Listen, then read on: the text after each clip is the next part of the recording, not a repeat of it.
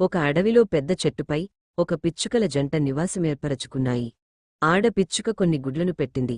ఇంతలో ఎండ ఎక్కువగా ఉండటంతో సేద తీరేందుకు ఒక ఏనుగు ఆ చెట్టు క్రింద నిలబడింది. ఆ ఏనుగు సేదతీరకుండా తనంత బలవంతులు లేరన్నట్లు చెట్టును బలంగా రుద్దింది. చెట్టుపైన గూట్లో ఉన్న పిచ్చుక గుడ్లన్నీ కిందపడి పగిలిపోయాయి. పిచ్చుకలకు చావుతప్పి ప్రమాదానికి గురైన పనైంది. గుడ్లన్నీ పగిలిపోవడంతో ఆడపిచ్చుక చాలా ఏడ్చింది.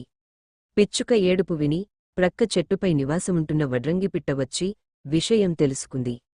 మిత్రమా, ఏడుస్తూ కూర్చుంటే ఒరిగేది ఏముంది? నీ గ్రుడ్లను పగులకొట్టిన ఏనుగుపై ప్రతీకారం తీర్చుకోవాలి అన్నది వడ్రంగిపిట్ట. కొండంత ఏనుగుపై మేము ఎలా పగ తీర్చుకోగలం? అన్నాయి పిచ్చుకల జంట. నా స్నేహితురాలు తుమ్మెద వద్దకు వెళదాము, అదేమైనా ఉపాయం చెబుతుందేమో అని వడ్రంగిపిట్ట చెప్పింది. అప్పుడు వీళ్లందరూ కలిసి తుమ్మెద దగ్గరకు వెళ్లారు. ఏనుగు చాలా బలమైనది, దానిపై ప్రతీకారం తీర్చుకోవడం అంత సులభం కాదు. నా మిత్రుడు కప్ప వద్దకు వెళదాము, అదేమైనా ఉపాయం చెబుతుందేమో అన్నది తుమ్మెద. అందరూ కలిసి కప్ప వద్దకు వెళ్లారు. ఏనుగుపై ప్రతీకారం తీర్చుకోవడం చాలా సులభం అని కప్ప అందరికీ ఒక ఉపాయం చెప్పింది. కప్ప చెప్పిన ఉపాయాన్ని ఆచరించే పనిలో అందరూ సిద్ధమయ్యారు. ముందుగా తుమ్మెద ఏనుగు కంటి వద్దకు వెళ్లి కుట్టడానికి ప్రయత్నిస్తుంది.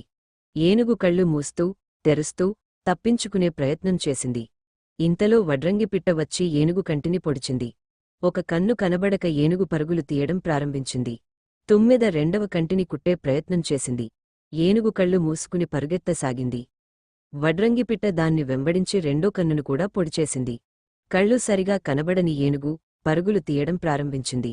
అక్కడ కొండ అంచున కప్ప కూర్చొని అరవసాగింది. కప్ప అరుపు వినగానే ఏనుగు ఈవైపు చెరువు ఉందని భ్రమపడి పరుగులు తీసింది. ఏనుగుకు కళ్ళు సరిగా కనబడకపోవడంతో అతి వేగంగా పరుగెత్తి కొండ అంచును దాటి లోయలో పడింది. తప్పు తెలుసుకున్న ఏనుగు ఇంకెప్పుడు ఇలా చేయకూడదని నిశ్చయించుకుని అక్కడి నుండి వెళ్ళిపోయింది. మాకంటే బలవంతులు ఎవరూ లేరు, మనల్ని ఎవ్వరూ ఏమీ చేయలేరు అని భావించరాదు. చిన్న ప్రాణులైనా సరే ఎదురు తిరిగితే ఫలితాలు ఇలానే ఉంటాయి. వీడియో నచ్చితే లైక్ చేసి షేర్ చేయండి.